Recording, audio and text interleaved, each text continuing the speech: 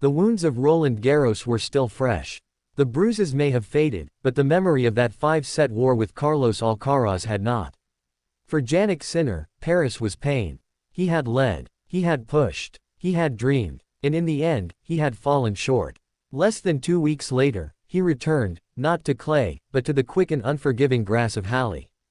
No time to mourn, no time to reflect. The calendar waits for no one, not even the world number one. Not even a man who had come within inches of winning the year's second Grand Slam. So there he was, back in the sun, back with a racket in his hand, back in motion. Jannik Sinner stepped onto the green courts of Halle with purpose. His first opponent, Yannick Hanfmann, a strong server, a tricky opponent, but Sinner was in control.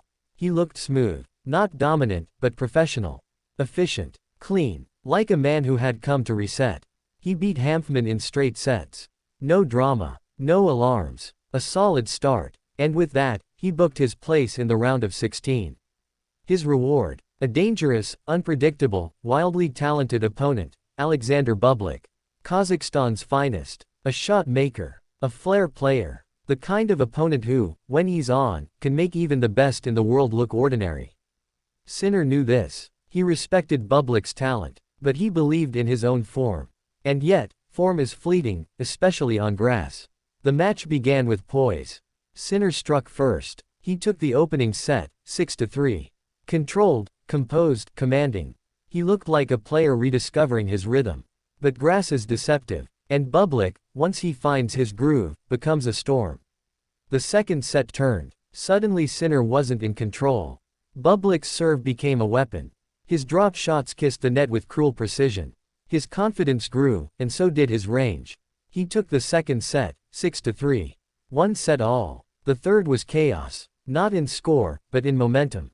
Each point felt critical, each hold, a battle. And yet it was Bublik who blinked less, who took his chances, who hit the bigger shots in the bigger moments. 6-4. Match Bublik. Sinner's return to grass ended in defeat. Not a blowout, not a collapse, but a loss. And for the first time since August 2024, he lost to someone not named Carlos Alcaraz. That stat hit hard, because it told a story. A story of dominance, of consistency, of a player who, outside of his Spanish rival, had found a way to win, over and over again. But on this day, in this match, that streak ended. And it ended at the hands of Alexander Bublik. For Sinner, the result stings, not just because of the loss, but because of what it signifies. It's a reminder that grass is a different beast. That form on clay and hard court doesn't always translate.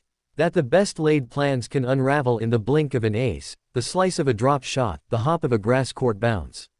He came to Halle seeking rhythm, seeking reassurance, and for a moment, he had it. But then it slipped. That's the nature of this surface. That's the nature of this sport. So where does he go from here? Wimbledon looms. The biggest grass court tournament of them all. The cathedral of tennis. And now, Sinner enters it with doubt in his wake. Not panic, but questions. Can he adjust in time? Can he recalibrate his movement, his serve, his timing? Can he channel the pain of Paris and the misstep in Halle into something greater? He's shown resilience before. After the heartbreaks, the injuries, the false starts, he's always come back stronger. But the path won't be easy. Carlos Alcaraz waits. So does Novak Djokovic. The old guard, the rising stars, the pressure, and now, the reality that even outside the usual suspects, players like Bublik are capable of toppling him. This is what it means to be number one.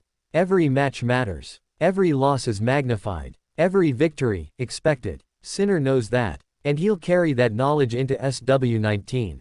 The grass of Halle may have humbled him. But Wimbledon offers redemption. He must be sharper, quicker, more decisive, because the margins on grass are thin. And in this era of tennis, the difference between triumph and heartbreak is often just one errant shot, one perfect return, one player on the other side playing the match of his life. Alexander Bublik did that today. He reminded the tennis world of his magic. And he reminded Jannik Sinner that the climb to greatness has no rest stops.